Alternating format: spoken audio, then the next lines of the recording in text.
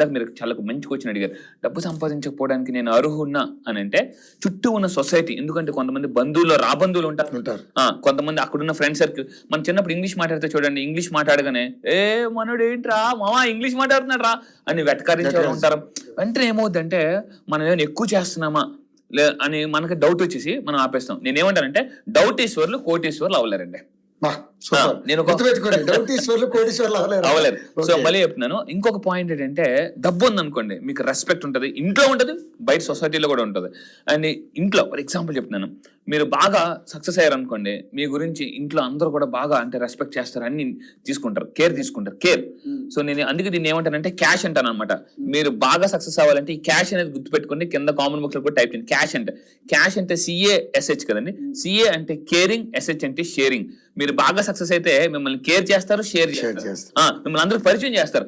మావోడండి. అదే మేము సక్సెస్ అవుతుంది పక్కన అని అంటారు అనమాట. అంటే మిమ్మల్ని కేర్ చేయాలన్నా, మిమ్మల్ని షేర్ చేయాలన్నా మీ దగ్గర క్యాష్ ఉండాలి. ఎస్, మంచి పాయింట్. నేను ఇప్పటిదాకా ఆల్మోస్ట్ 350 పుస్తకాలు చదివానండి. నా 2010 ఐ స్టార్టెడ్ మై కెరియర్. నా qualifications MSc chemistry and MSc psychology. నాకు భగవంతుడు ఇచ్చిన గొప్ప వరం ఏంటంటే పుస్తకాలు చదవడం.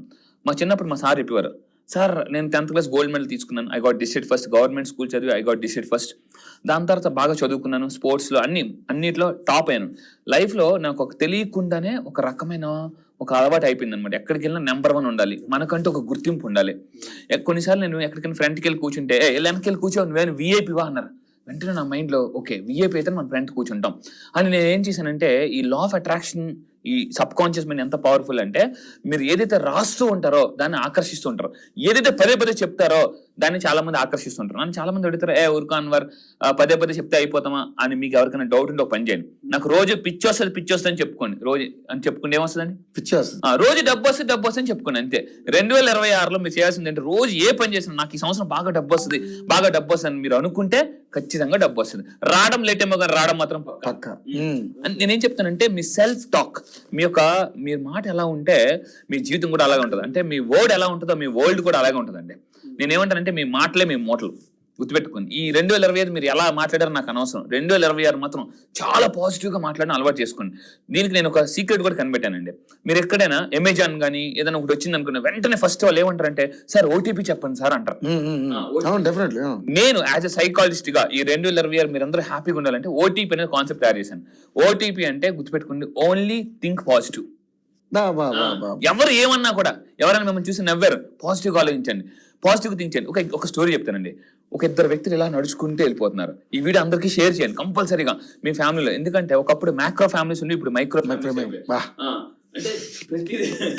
అంటే ఒకప్పుడు అపాయింట్మెంట్స్ కోసం పరిగెట్టే ఇప్పుడు డిసప్పాయింట్మెంట్స్ ఉన్నారు చాలా మంది. అంటే ఒకప్పుడు సన్మానాలు ఉన్నారు, ఇప్పుడు అవమానాల్లో ఉన్నారు. నేనేమంటానంటే, లైఫ్ లో ఎంత పాజిటివ్ ఉంటే అంత హ్యాపీనెస్. ఈ 2 సీక్రెట్స్ మీరు గుర్తు 2026లో మీరు చేయాల్సింది ఒకటేనండి. 2 పనులు చేయాలి. ఒకటి హ్యాపీనెస్, 2 పాజిటివ్ థింగ్. ఈ 2 గురించి నేను చిన్న స్టోరీ చెప్తాను. పాజిటివ్ థింగ్ గురించి ఇప్పుడు మనం మాట్లాడతాం. 2 వ్యక్తులు ఇలా నడుచుకుంటూ వెళ్ళిపోతున్నారు.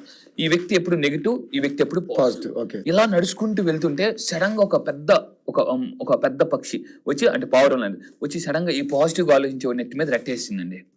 ఈ నెగిటివ్ గా ఆలోచించేవాడు నవ్వుతూ, నీకు మంచి పని అయిందిరా, ఎప్పుడు చూసినా పాజిటివ్ థింకింగ్ అంటావు కదా, ఇప్పుడు దీన్ని ఎలా తీసుకుంటారు అంటే, ఈ పాజిటివ్ గా ఆలోచించే పర్సన్ ఈ కర్చీఫ్ తీసుకుని ఇలా తుడిచేసుకుని, రే దేవుడు ఎంత గొప్పోడ్రా అన్నాడు.